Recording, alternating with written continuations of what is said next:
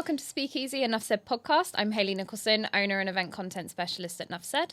And I'm Jenny Arnell. I'm a freelance conference producer, and I specialise in sustainability content. And now we're going to talk about coming up through the industry and shed a little light on the next gen of conference producers as well. Yeah, I guess it's a bit of how we got into here. Yeah. How we got into actually now doing this. But yeah, I mean, everyone always asks me, okay, conference producer, I didn't know that was a thing. So how did you fall into it? And with me, actually, starts in the pub. Don't know how that translates. But essentially, I was doing sales for a publishing brand, and it really wasn't what I wanted. I didn't come down to London to do that. I studied politics. I really liked research. And I ended up speaking to the head of conferences at the company I was at. And he just said, actually, with your background, you'd be quite good at conference production. Have you ever thought about that? And I just said, what is that? That is how I fell into it. I think everybody does. Yeah. When they first hear the role, what is it? What is it? And so he said, why don't you come over and try it out for a bit, and I'll mentor you. And if it's something you hate, you go back to the other team. And if not, you stay. And here I am. So, yeah. What about you? How did you end up in this? Mine was a funny one. So I think as most people in events, we all say, and this is such a, everybody says this phrase, I fell into it. I know very few people that came into this industry with intent. I do know some people that maybe went to university to study events, and then that was the career they wanted to pursue. But I think like so many, because there are so many of those transferable skills for events, that we just happened upon it. And originally, when I came out of university, I thought I wanted to go into like marketing and operations. I took a role at a web agency, and I was made redundant. I was let go after a couple of months. They didn't know what to do with me. It was a very, very small agency, and I was panicking, trying to figure out what's next. And I lived in the West Country as well, so I had very limited options in terms of what was around where I lived. And I always loved project management when I was at university, from group projects. I was the person that liked group projects. Don't know why. But I did project management as a unit. And so I started looking into that and wanting to get qualified. And I came across the term program manager.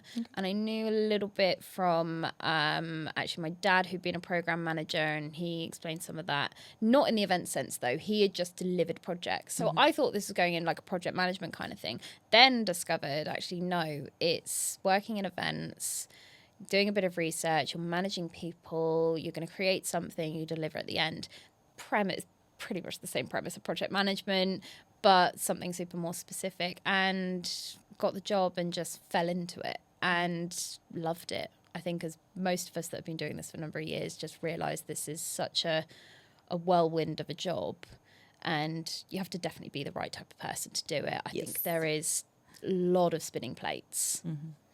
Yeah, I think it kind of weirdly, it does suit me. It does suit my personality, and it suits the skills I had done beforehand. But yeah, it fell into it, didn't plan it. I would say actually my start in conference production was great, and it also wasn't. Really? So I started as a junior, and then 2 months into the role, things happened, but I basically ended up being the only conference producer really in the company. Really? And left with 13 conferences. As a junior? As a junior. Oh my gosh. So I was very much a baptism of fire. I was there like working on the skills of delivering this finance conference I had mentioned. And there was an event in 2 weeks' time that had been freelanced. Yeah. And I had 3 streams. And for some reasons or another, half the program didn't have speakers. So with 2 weeks to go, I was given the task, hey, Jenny, fancy finish this all up and tidying it and delivering it. And that was the first event I ever delivered. So it was a bit intense. At that point, I didn't sleep for 2 weeks. I thought, did I really sign up for this? And then I got the thrill and the high that you get at the events. And I was like, ooh, I'm excited now. I like this buzz. I love that you've mentioned this, because I think as well as we've been doing a lot of these episodes, we talk about the stress of our role. And I talk about it with my friends and my family, and they go, why do you enjoy your job? And I say, you don't get it when you've delivered it. And like most people in events will agree to this testament, that the stress once you get to the end and you see it in action and you've delivered it and you know exactly what you've done, and that just sense of euphoria and accomplishment is so worth it. Yeah, well, I would say to people out there, keep posting on LinkedIn how great the event was. It really, it does actually. We love the testimonials. We love to love it. It boosts my ego. It makes it makes it all worth it. And I spend a whole night after it scrolling on LinkedIn. I do love it when you see it, and you always see it from the speakers, because that's who we mostly interact with. But when I see like a random delegate that's tagged a load of my speakers and they said, I loved your sessions, I loved all of these, I loved the program, it was great, and you knew it was on sessions that you've curated. Oh my God. No, so when you click that hashtag and you see all the posts.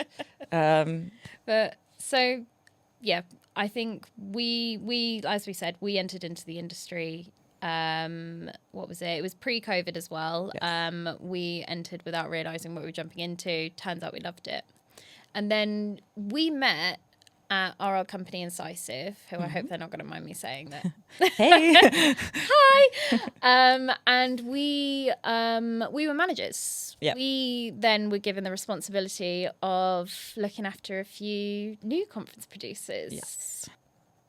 So we were managers at the same time, and we were given the responsibility of having our own teams.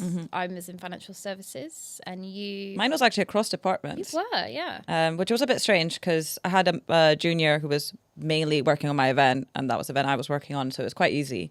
And then I had a junior who was in another portfolio to me. Entirely different brand, entirely different team, entirely different content.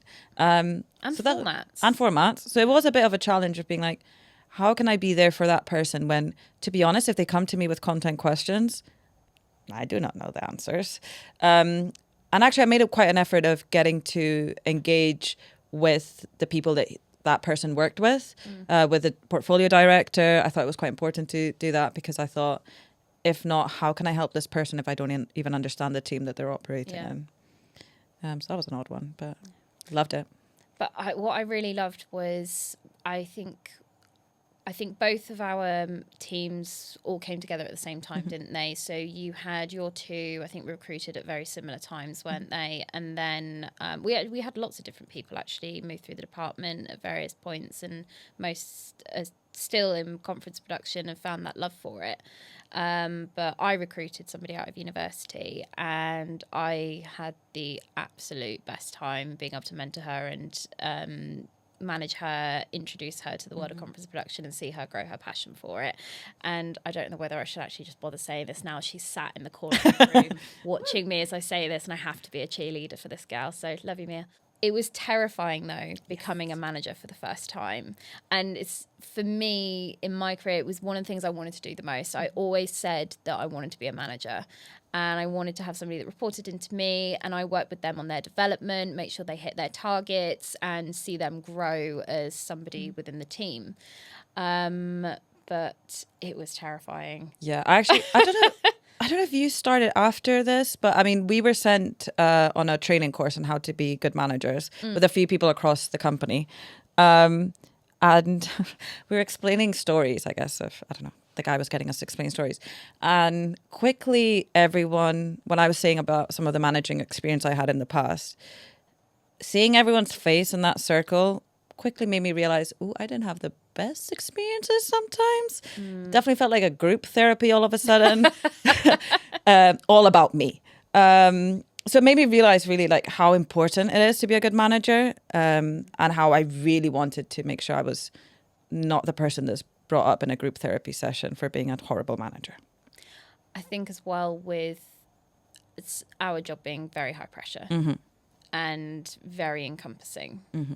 So, and I felt that actually with my junior producer, that there was an element of I needed to make sure that she had everything that she needed to do her job, but I also kind of wanted to protect her from the things that I'd experienced coming up as a junior, and not be the person, like you said, be the person that I'd had as a manager, and the people that let you down when you need them at most, when you're in those high pressure moments. And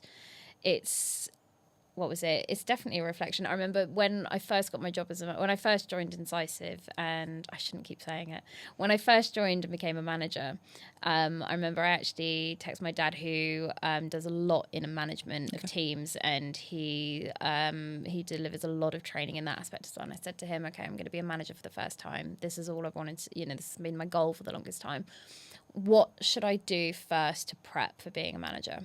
And he told me to watch Ted Lasso.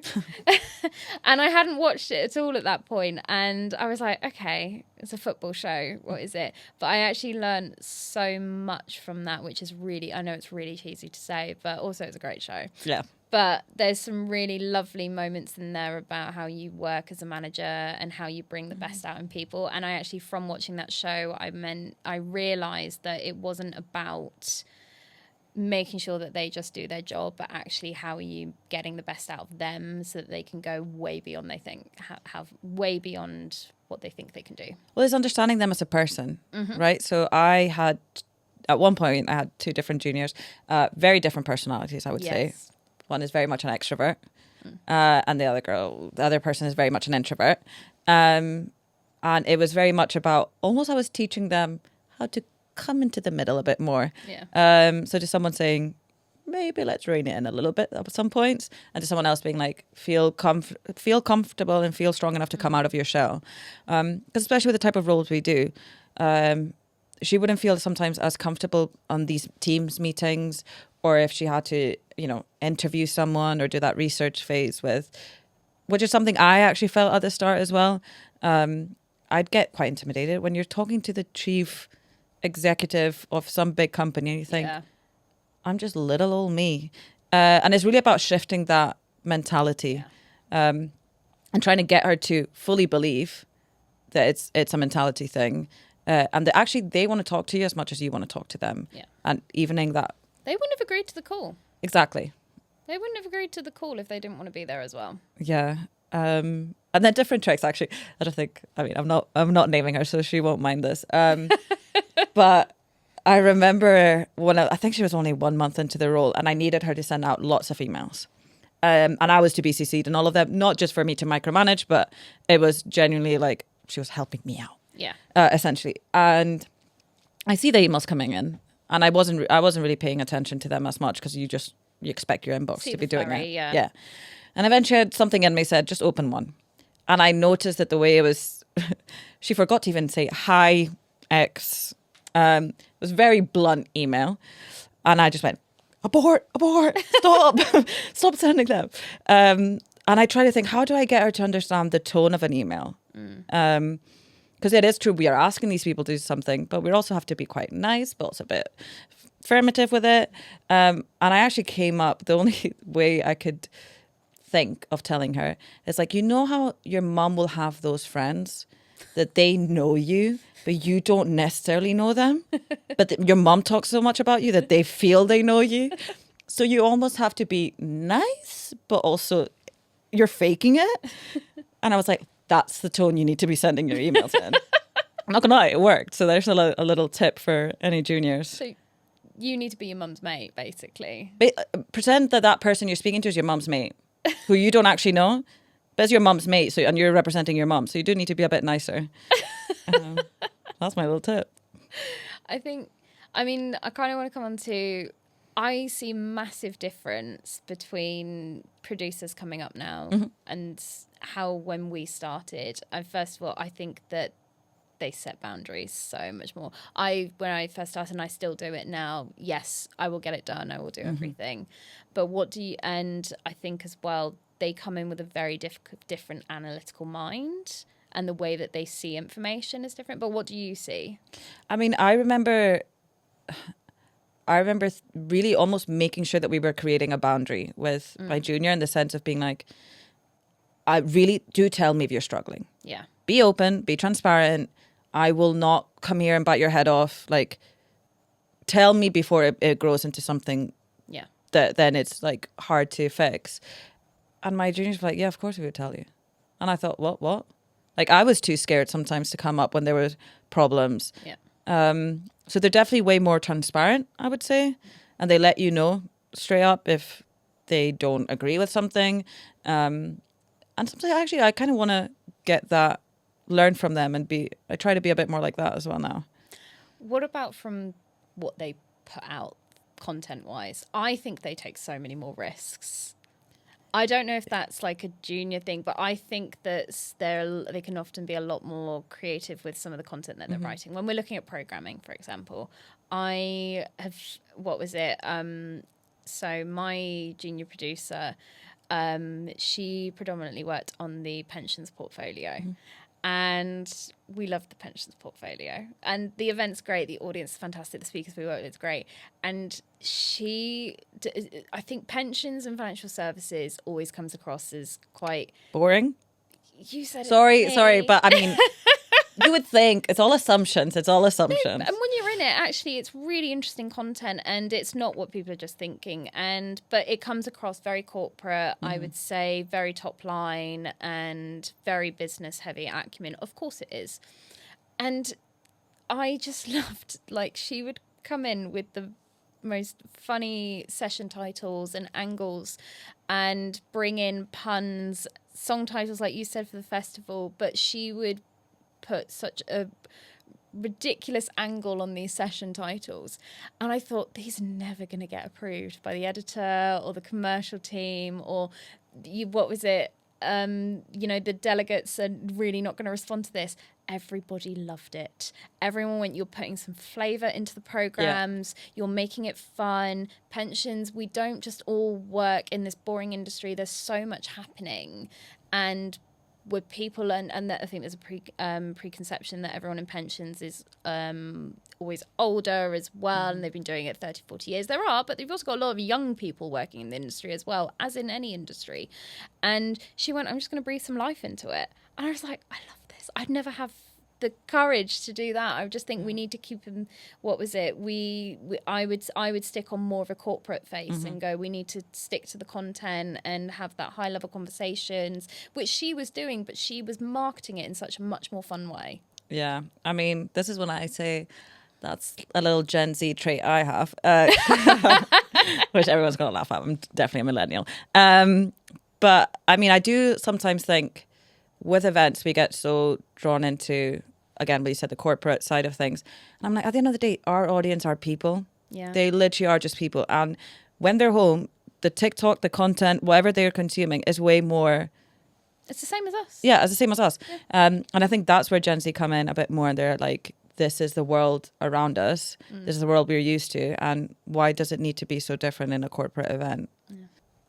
For me, what was really important is almost to become a friend to my juniors. It was really about, I need to understand you, how you operate, so that I can guide you the best I can. Because to be very honest, micromanaging is a thing I hate.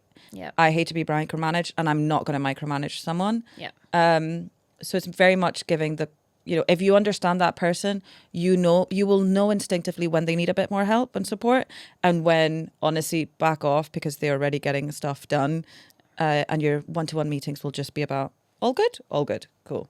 So that'd be my tip. Yeah. I think, like you said, having that good rapport, being a friend with them, but there's still a boundary. There always is. You're going to be a manager. But if you give them that space to do what they need to do, and then they show you the results, it's fantastic. Yeah. And don't assume they're not going to get it done to start with. Oh my God. Do you know what? You give people, I learned from being a manager, just if you give them space to run with it and trust them, they'll deliver you the results. Also, in our kind of role, you will know when things aren't being delivered, right? So you'll know when there's an issue to handle. Many milestones that we need to be on top of, that I think it's otherwise, it's impossible not to notice when things aren't coming. And or stop the negativity about everyone's always Gen Z this, Gen Z that. I mean, I think every generation when they were younger would probably be, everyone's like, oh my gosh, this next generation. So maybe people, if you can stop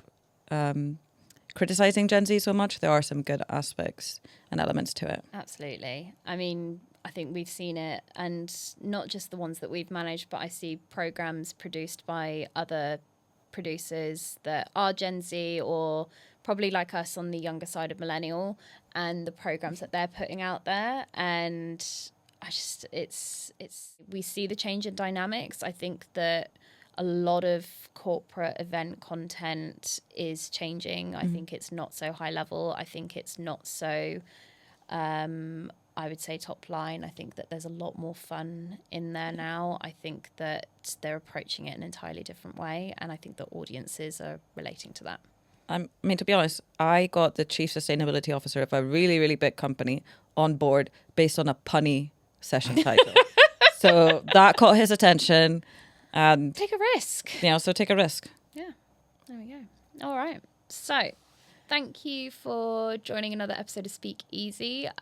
We hope you learned something all about managing Gen Z or being a first-time conference producer manager. I'm Hayley Nicholson. And I'm Jenny Arno. And we'll catch you next time. See ya.